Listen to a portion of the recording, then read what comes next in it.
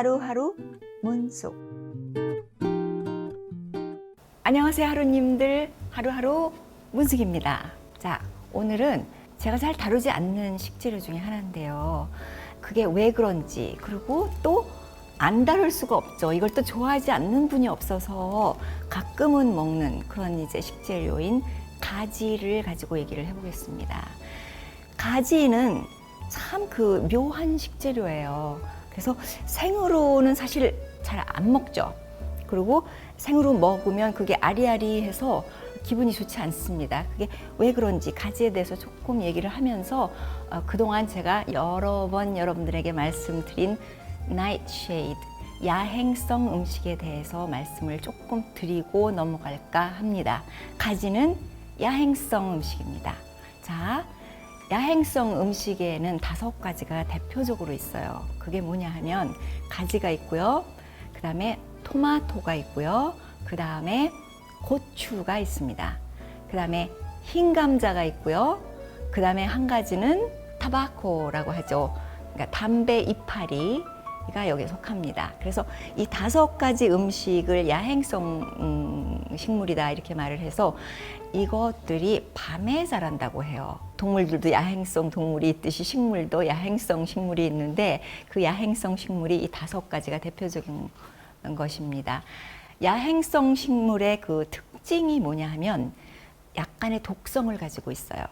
그래서 이거를 꼭 익혀 드신다던가 특별하게 만들어서 드신다던가 아니면 잠시 먹는다던가 이제 이런 식으로 인류 역사적으로 그렇게 해서 이거를 식사를 하실 때 그 사용을 해왔습니다. 그래서 생으로 먹지 않죠.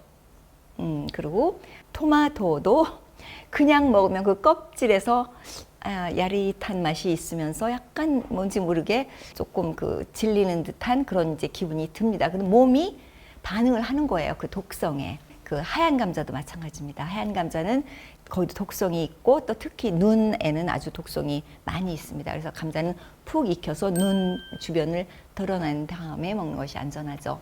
그리고 타바코도 거기 속합니다. 자, 야행성 음식이 우리 몸에 들어갔을 때 어떤 일이 벌어지는가에 대해서 잠깐만 짚고 넘어가겠어요.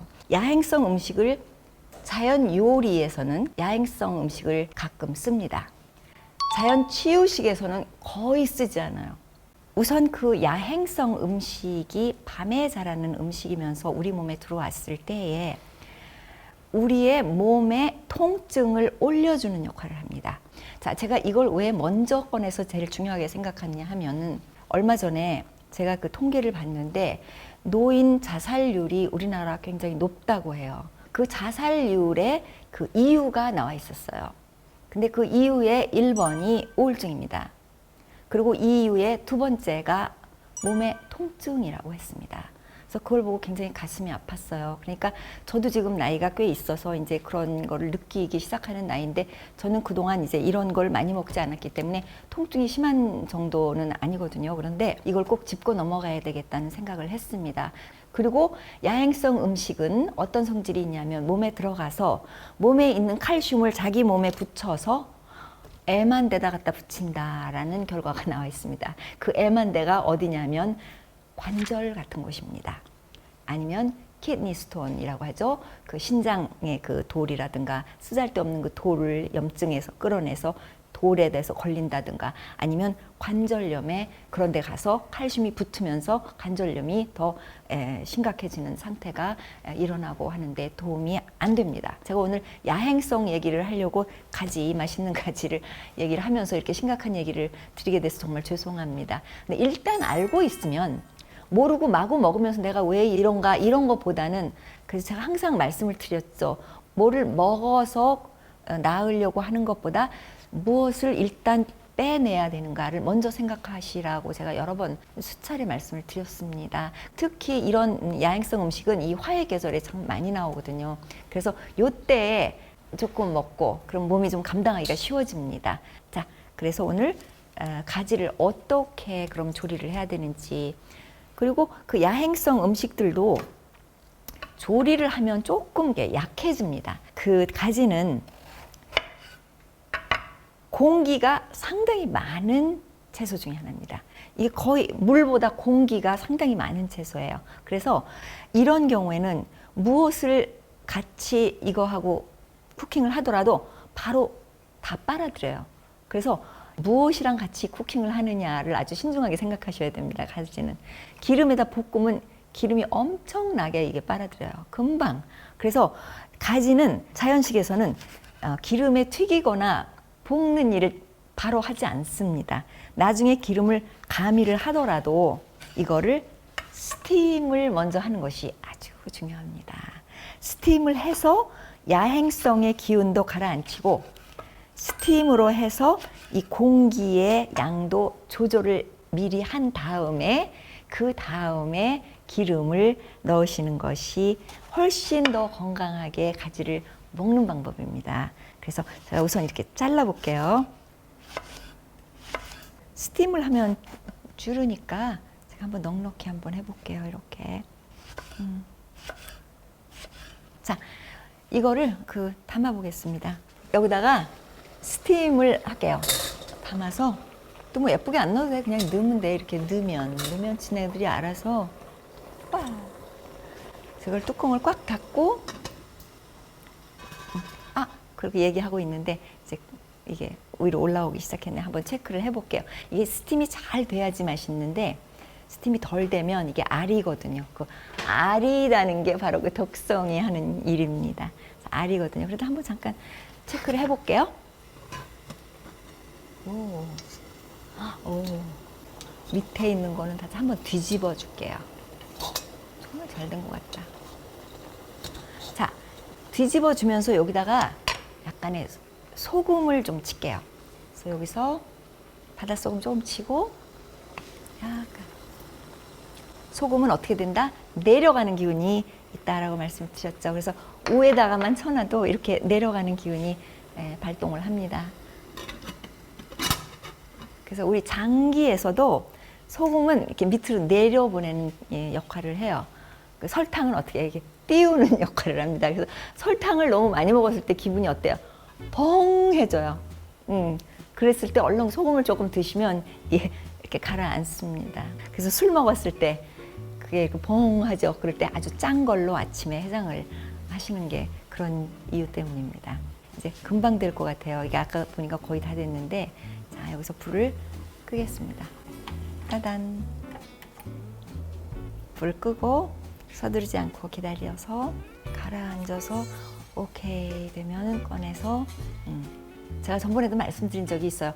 막 부글부글 끓는 상태에서 그냥 떠먹는 일은 없다. 항상 기운을 가라앉혀서 조리를 하거나 먹는다라고 말씀을 드린 적이 있습니다. 자, 이걸 두 개를 가지고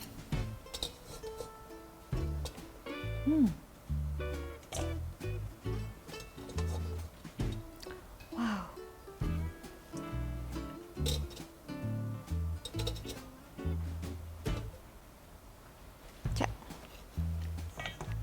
자, 그럼 이렇게 됐기 때문에 여기다가는 기름이나 양념을 했을 때 쭉 하고 빨아들이는 기운이 훨씬 줄어들어요.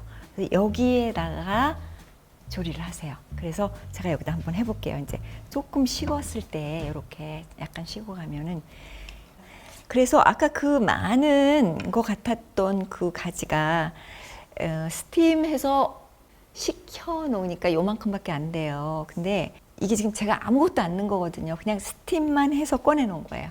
그래서 식은 상태예요.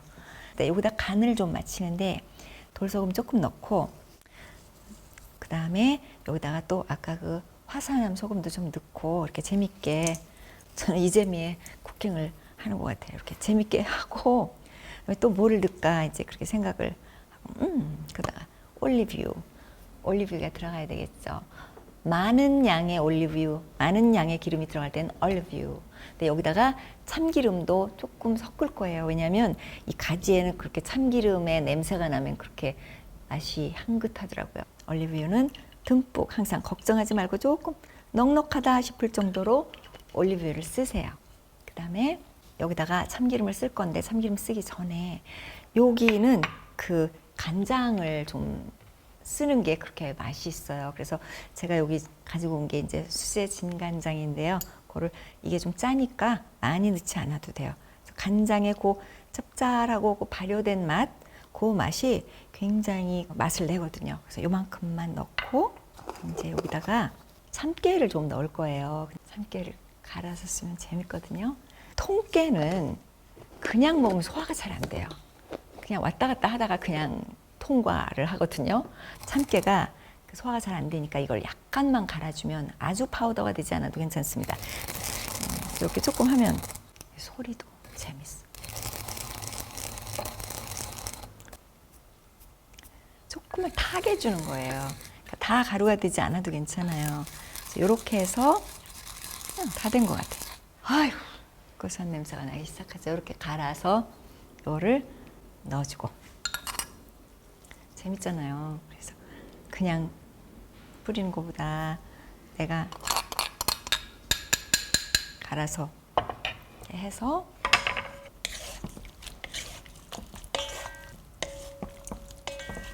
엄청 맛있고. 그래서 여기다 놓고, 자, 이게 이제 가라앉으면서 이렇게 축 처지잖아요. 그래서 이걸 좀 살려내야 돼요. 그거를 이제 마늘을 조금만 넣을게요.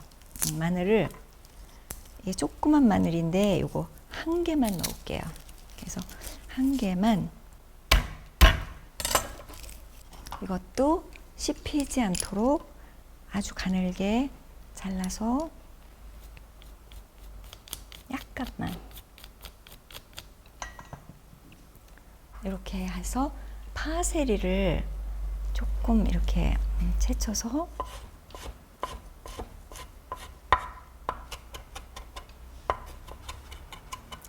파세리 넣고, 그 다음에 이걸 이제 마지막 고춧가루를 좋아하시는 분, 매운 거를 좋아하시는 분들은 이때 넣으시면 됩니다. 고춧가루 조금만 넣고,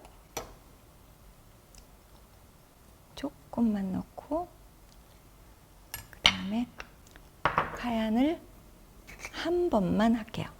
네, 두 번. 이렇게 하고 다 된 거예요. 이렇게 해서.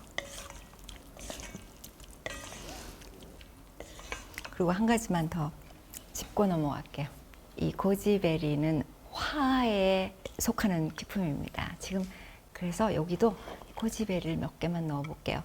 국물이 생겼는데 그것도 빨아들이고 나중에 달콤한 맛을 제가 여기도 조금 몇 개, 가끔 한 번씩 씹히도록 그래서 넣어서 마무리를 해서 자, 담아 보겠습니다. 와, 정말 맛있는 냄새가 진동을 하는 것 같아요. 와.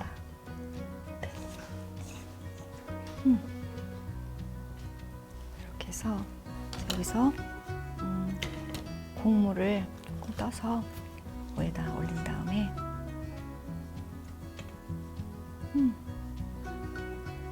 여기다가 파슬리 가루 약간 뿌리고 이렇게 해서 완성되었습니다. 자,